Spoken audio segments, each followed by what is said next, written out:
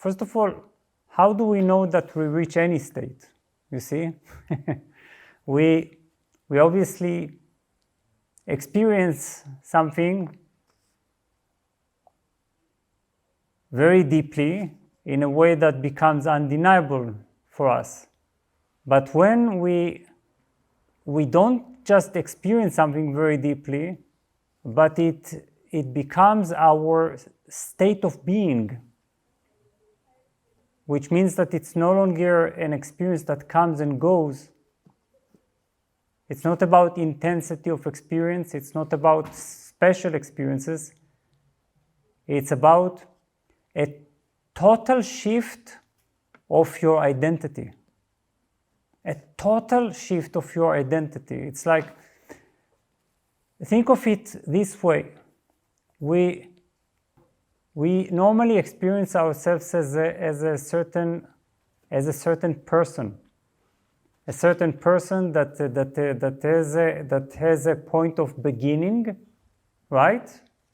A birthday that we celebrate very proudly and happily often, and probably an end date. And then there is the story of our life, the story of our person. And we are deeply identified with it. This is our identity. This is how we experience ourselves. We experience ourselves as a sort of momentary me that appears and unfortunately disappears. This is our world. This is what fills our mind. This is what fills our heart. This is what guides our choices in life. This is what defines our values.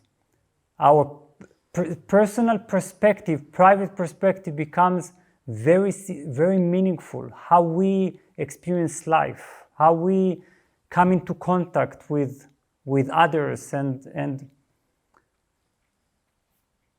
what means to us as happiness or fulfillment. So now imagine all that simply washed away. Simply washed away. Like dissolving, just like we do in the empty body, melting into light, dissolving into emptiness. It's not so difficult because, as we said yesterday night, if you simply look into the mind, you look into the nature of your own mind, you suddenly realize that it is actually empty. It is like the night sky. It's not. It's only because the mind identifies, attaches itself to certain thoughts and certain feelings and certain memories that these identifications, they result in a certain sense of personality, person. Eventually you get a sort of cluster of thoughts, emotions, memories, hopes, desires, and this cluster gives you a very satisfying feeling of me. Yeah. So then imagine all that as a result of profound insight that is at the same time extremely easy and accessible. You simply look into yourself and you realize that it's just empty. It's just space. If you don't work really hard identifying with this sort or other, it's empty. And then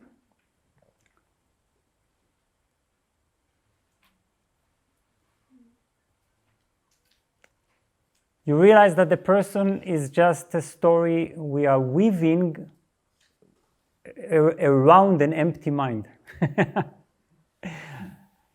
We are making many efforts to sustain it, but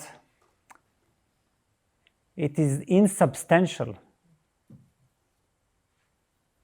This sense of self gives us a feeling that as if we have a solid existence, as if we have our own life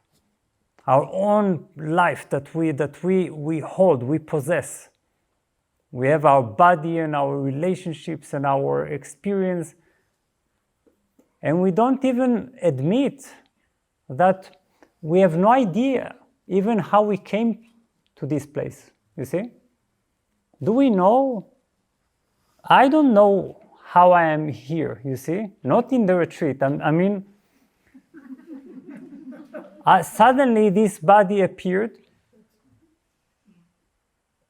and this is because I'm like a flower of the universe. I don't have my own existence. My existence, so-called my existence, belongs to the universe, to the great existence. So then when there is such a profound surrender of both heart and mind,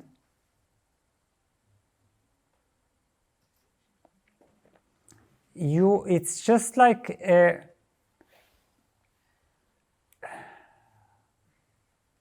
and I have to return to this classical image because I don't think there is any better metaphor than that.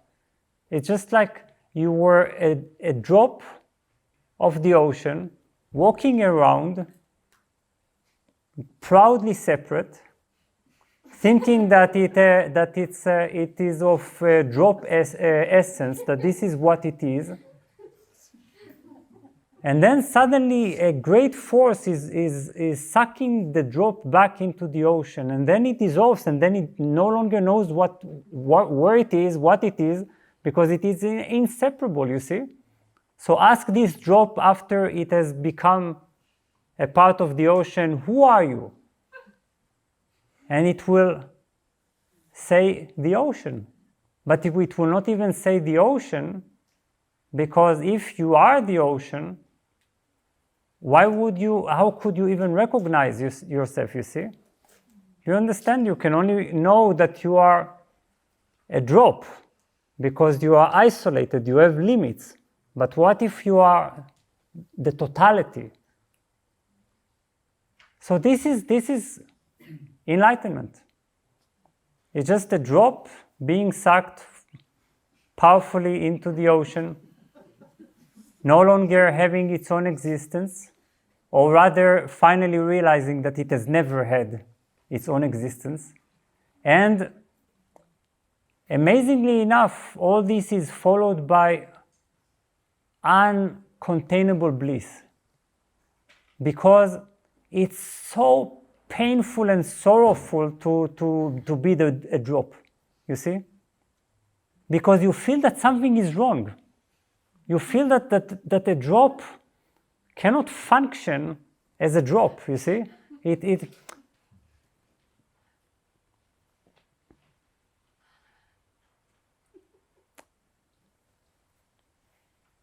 And I think this is our suffering. We simply feel that awkwardness of existence, and then we try to fill this emptiness with more story, more thinking, more attachment, more identification. We make so much noise so that we will not need to face this existential question. So how do you know that you have reached this? It's the moment when there is simply no self-consciousness. Not consciousness, or you're not becoming unconscious. Don't worry. No self-consciousness. It means that there is no person in the space. That is a limited awareness or consciousness. It's just